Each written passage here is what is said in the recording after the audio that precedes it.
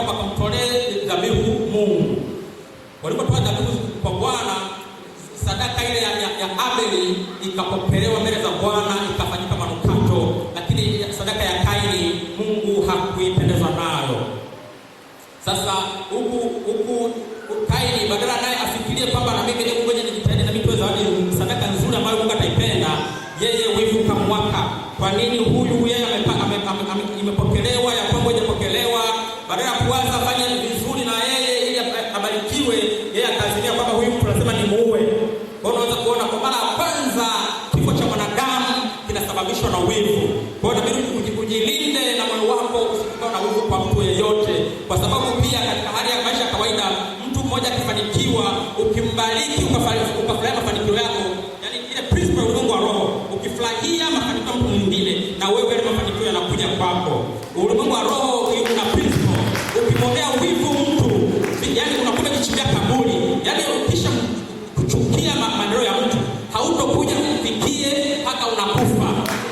Nisikilize mimi nakueleza, mimi rohoni nakueleza. Ukishamchukia mtu kwa sababu ya maneno yake, imetoka, hautakuja kufikia mpaka dunia itakaporudi. Kwa hiyo jilinde sana moyo wako, usije ukachukia. Ukiona mwenzako amefanikiwa, furahia maneno yake. Mbona labda ni binti mwenzako amepata mchumba anaolewa, furahia mafanikio yake, kwa sababu na wewe siku yako inakuja. Ni kijana unaoa, mwenzako rafiki yako anaoa, furahia kufanikiwa kwake, kwa sababu na wewe siku yako inakuja. Ila ukishamchukia hutokuja kufikia. Hiyo ndio principle. Yaani ukishamchukia mtu kwa mafanikio yake, imetoka, utabaki hivyo hivyo. Kwa sasa jilindeni na moyo wa wivu, kwa sababu moyo wa wivu ndio ambao umeleta mauaji, umeleta kifo kwa mara ya kwanza. Kwa hiyo unaweza kuona ni kitu kibaya, wivu ni mbaya.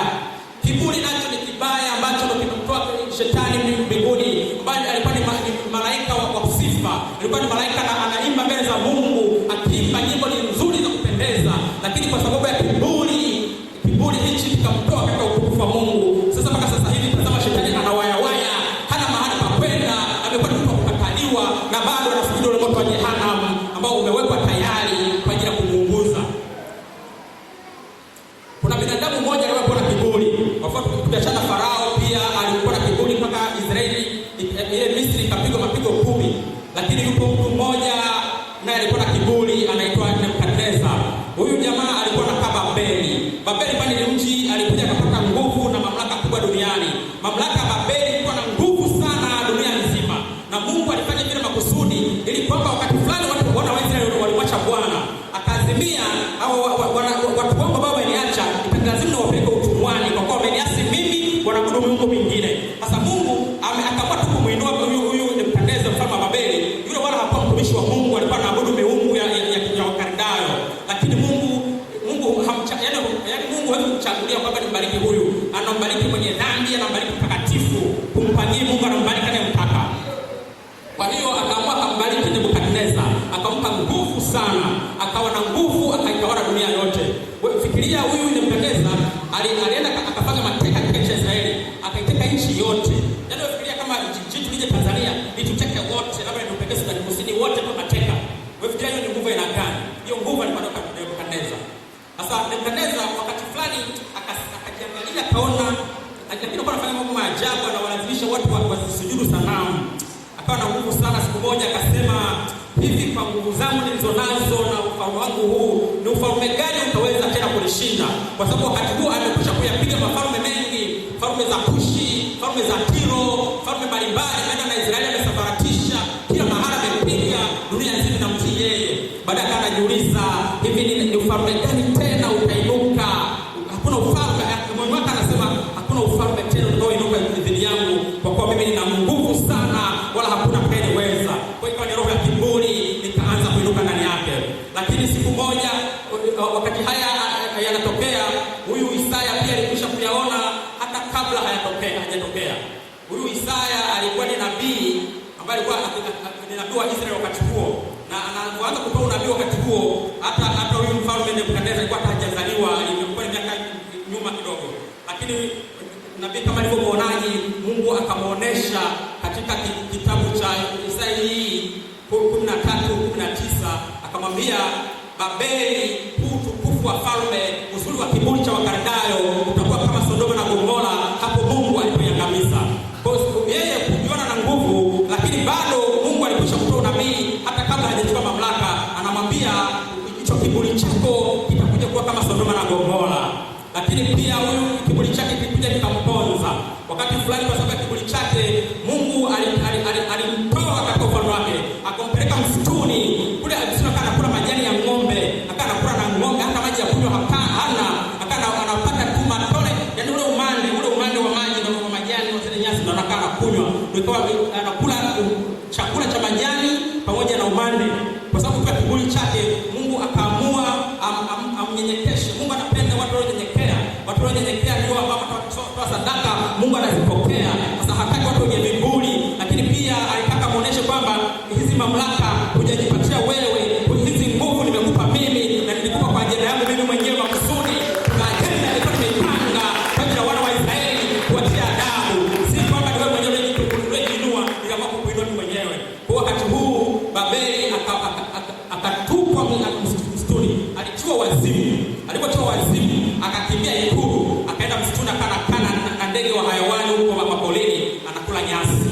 Lakini ilipofika ile miaka 7, Roho wa Mungu akamjia tena, fahamu zake zikamrudia, na akaja kugundua kwamba kumbe mamlaka ya duniani imewekwa na Mungu mwenyewe. Akaja akagundua, na hiyo imeandikwa pia katika kitabu cha Danieli mstari wa sura ya 4, sitoisoma. Kwa hiyo Mungu anapenda watu walionyenyekea. Kwa watu wenye kiburi huwashusha, ndio Kristo, kwa sababu Mungu hapendi watu wenye viburi. Sasa kwa kuwa kiburi kimuondosha shetani mbinguni, kiburi kimwaharibia watu wengi pia duniani. Kwa Mungu pia akikubariki kwa mnyenyekevu, kwa sababu leo akinipa mimi, anaweza kaninyang'anya jioni nisio na chochote, akampa mwingine. Anaweza kanibariki leo asubuhi, jioni akachukua roho yangu, hata vile ambavyo nimechukua niweze kubila na kunifaidi. Tunahitaji kumtumikia Mungu na kumnyenyekea ili kwa leo. Amen.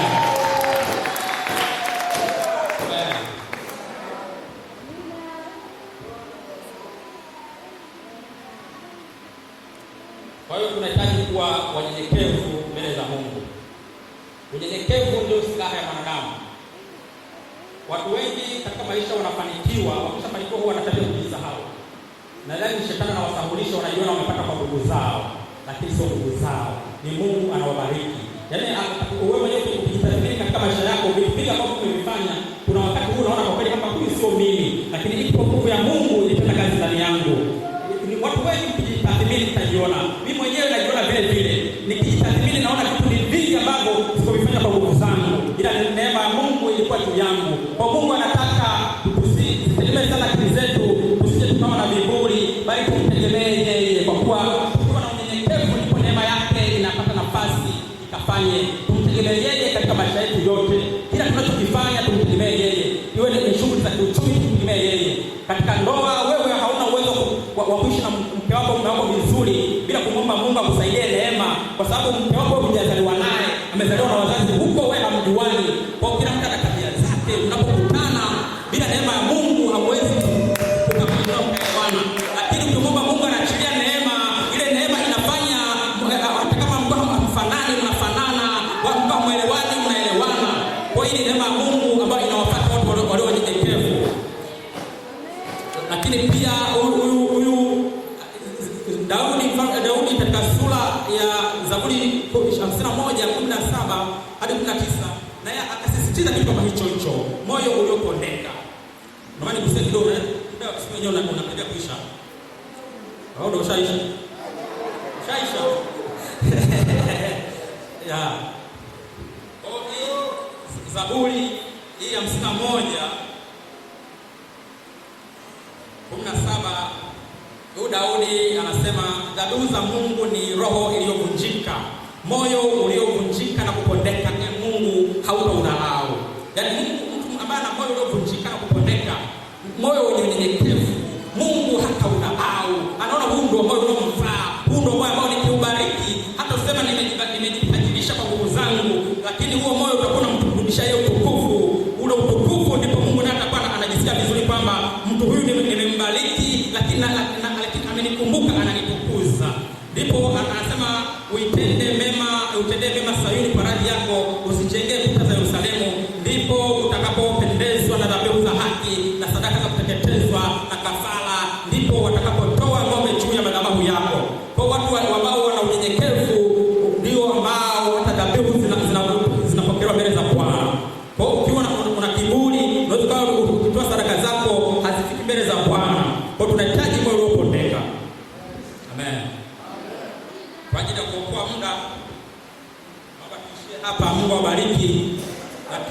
natamani kila mmoja kwa wakati wake amwombe Mungu rehema. Kama kuna wakati aliona Mungu amembariki akawa na kiburi, amwombe Mungu ampe rehema. Kama kuna wakati unajisikia ulimwonea mtu wivu, aidha kwa kujua ama kwa bahati mbaya, ukachukua nafasi angalau kumwomba Mungu akupe rehema. Kwa kuwa ulipomwonea wivu ulijichimbia kaburi, ili Mungu akutoe katika ile kaburi urudi katika neema yake. Lakini kama kuna wakati unaona unatamaa vitu ambavyo ile tamaa ya vitu inakupeleka kutenda dhambi, kuna tamaa, watu wengi wanakuwa na tamaa ambazo zinawaelekea kutenda dhambi. Hii tamaa ilitokea kwa shetani. Kwa hiyo wewe unakuwa sawa kwanza, lakini unaweza kuomba toba siku ya leo. Umwambie Mungu, naomba unisamehe, naomba toba, lakini naomba rehema yako, kwa kuwa tamaa hii imepeleka watu wengi kuzimu, tamaa imepeleka watu wengi jehanamu. Ili umwombe Mungu akupe rehema, Mungu akusamehe na tamaa pale ambapo unatamani kwa vitu ambavyo unaona hivi vitu vinakutoka katika uwepo wa Mungu. Mungu akusamehe. Mungu awabariki sana kwa neno la siku ya leo.